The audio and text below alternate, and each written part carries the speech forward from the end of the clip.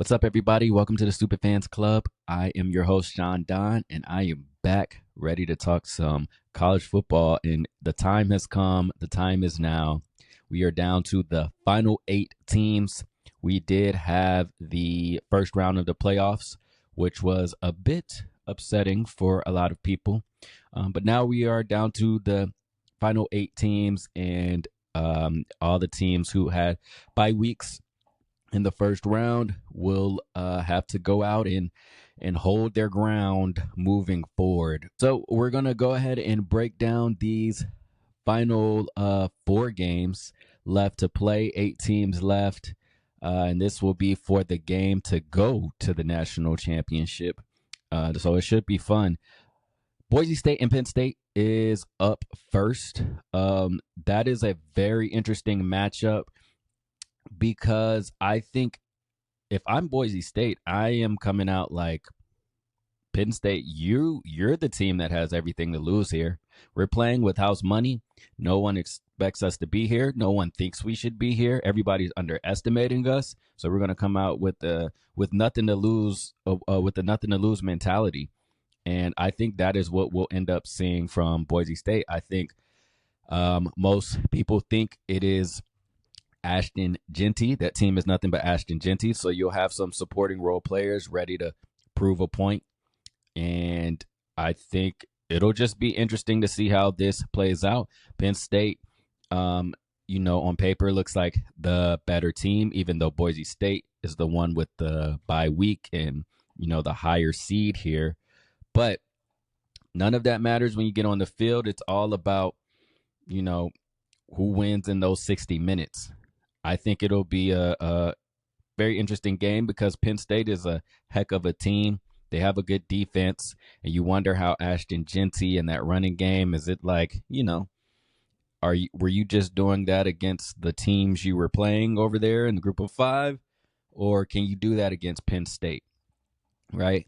And Penn State is also a team that is good, but they're a team that where I always question if they compete with the higher ranked teams. They don't blow me out of the water whenever I see them play. And now it's no more home field advantage. Like, you got that in the first round against SMU, a team that people question as well as they have been doing Boise State. So I think this is a great matchup for Penn State. I think this is exactly what you would ask for. I mean, it's SMU in the first round at home, and then you get the weakest team, some may say, in the college football playoff here. So I think it is what you want. But again, and it's all sorted out in those 60 minutes. It's about what you do. I don't care what it says on paper. I don't care records and who you play. What can you be the better team today? So that's what it's going to come down to, and it should be interesting. Then let's go with the Arizona State and Texas game. Again, I think on paper, Texas looks like the much superior team. They have a favorable matchup. They got to play at that 5 seed. They got to play Clemson at home, and they make pretty easy work of Clemson, the last seed in the playoff.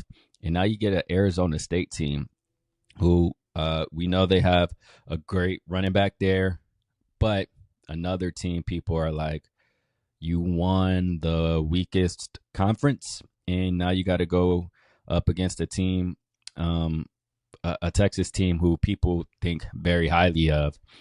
And it is kind of, the questions here are, can that Texas offense get going? We saw them against Georgia, and obviously Georgia is a different beast there, but not much there. Questions about Quinn Ewers and, do they need to go ahead and make the switch to Arch Manning?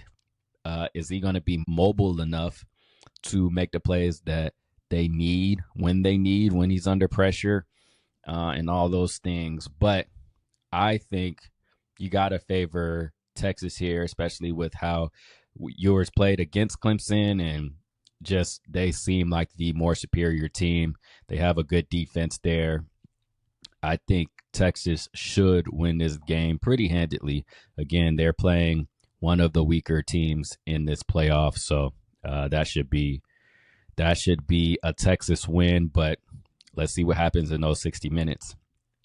And then, of course, we have my Bulldogs going up against Notre Dame.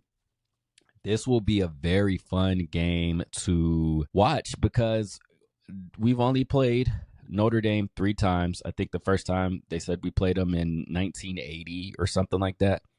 And we're 3-0. And 1980, interestingly enough, is the first year that Georgia won a national championship. Nonetheless, we haven't played them much, but it's always a primetime game when we do. They're usually close games. You would like Georgia here the most, but obviously there's a huge question mark here for Georgia about how are you guys going to look at quarterback now?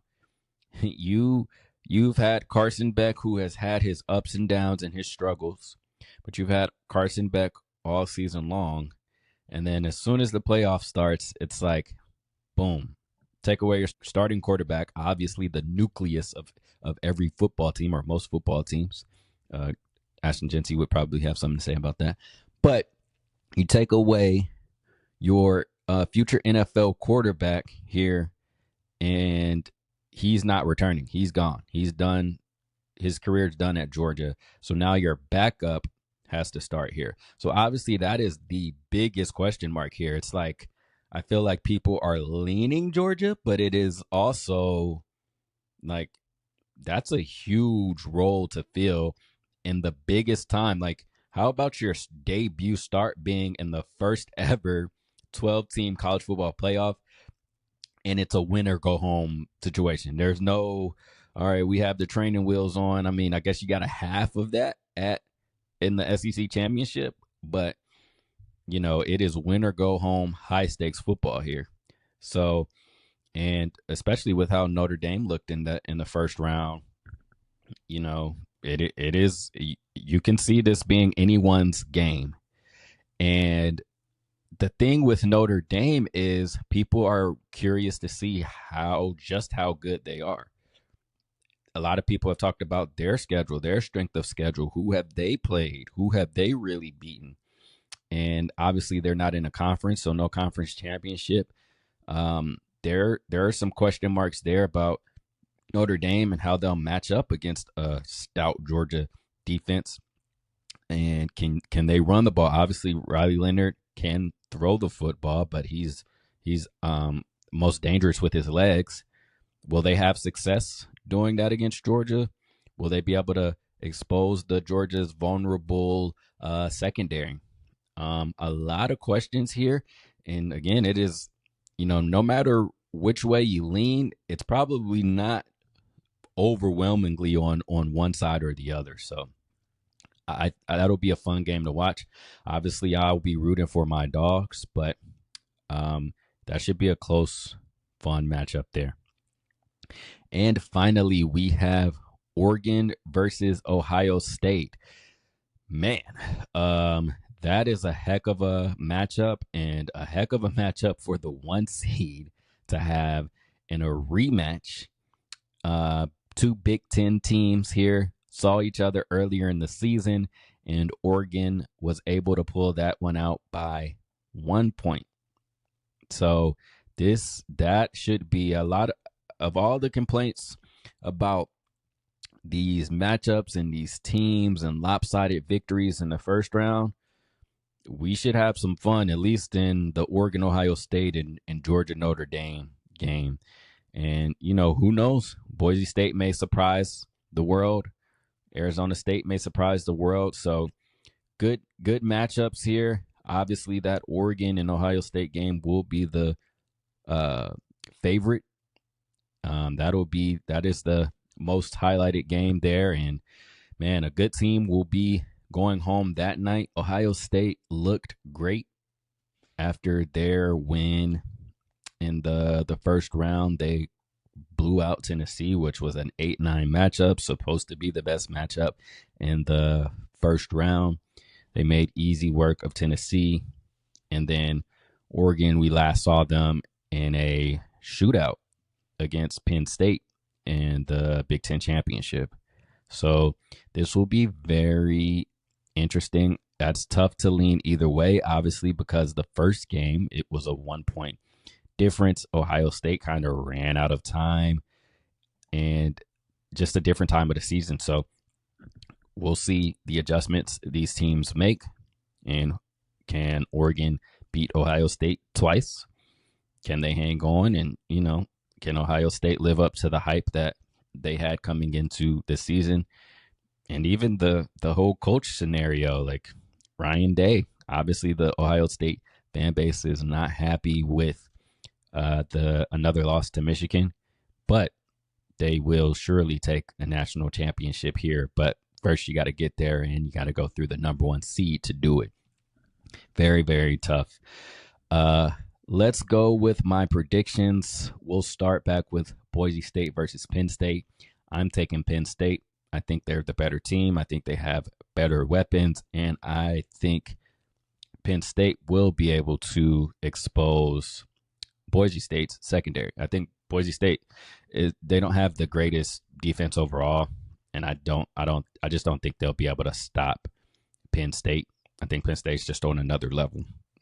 But we'll see if Ashton Jeanty can kind of have a response for that and level the playing field out and make it, a close game going late into the game, and maybe things fall their way. But prediction-wise, got to pick one team. I'm going with Penn State. Then we have the 4-5 matchup, Arizona State versus Texas. I'm going Texas here. I think they're a pretty big favorite here, too, against Arizona State. I think they should make that look pretty easy. But who knows? Who knows? Then we got Georgia versus Notre Dame. Go Dogs, because I trust Gunnar Stockton. One thing that you better know about Gunnar that we learned quickly in the SEC championship is he's not your typical backup quarterback in terms of his demeanor. Don't think that he's going to come out there with this just fragile and I'm happy to be here. I just don't want to make any mistakes. Here you go, Trevor. Oh, I'm scared. He's going to, I wouldn't be surprised if they throw a bomb on the first play to Dylan Bell or something just to set the tone. F around and find out. That's the mentality Gunnar Stockton plays with. So, and of course, we know Notre Dame has a good defense. So let's see. So did Texas, and Georgia was able to dominate that on the offensive line. And I always go back to that last play in the SEC championship, and everybody in the world knew that Georgia had to run the ball because Carson Beck had to come in. He couldn't even move his arm, his throwing arm. Everybody in the world knew they were going to run the football, and they ran it right up the middle, gave it to Trevor Etienne, and Texas couldn't stop it. So, even if Georgia leans more into the run, and they are going to lean more into the run, the next question is, okay, but can you stop it? All right, so that'll be a big question mark there for Notre Dame. Go Dogs. You guys know where I'm leaning there. Hopefully we can pull out a big win. I predict them to do so. And then Oregon versus Ohio State. This is obviously the toughest prediction to make. I am going to go with, drum roll please, I am going to go with Ohio State in a very, very, very close game. Maybe a field goal difference. It's difficult to beat. They say it's difficult to beat a team 3 times in a row, but it's difficult to beat them twice in a row as well. Ohio State is unhappy about their performance against Michigan. I think they want revenge from that earlier loss that Oregon, got to play at home. Felt like they ran out of time. I think Ohio State somehow pulls this one off. That would be huge, though. That's going to be a tough one. I think it's going to be a very, very, very close game, and would not be surprised if it goes the other way. Those are my predictions. Those are the final 4 games of the college football season. Always bittersweet time here, but these should be some fun college football games. Listen, Happy New Year to everybody. enjoy these games, enjoy the new year, enjoy the rest of 2024, and stay safe. And we will see you next week.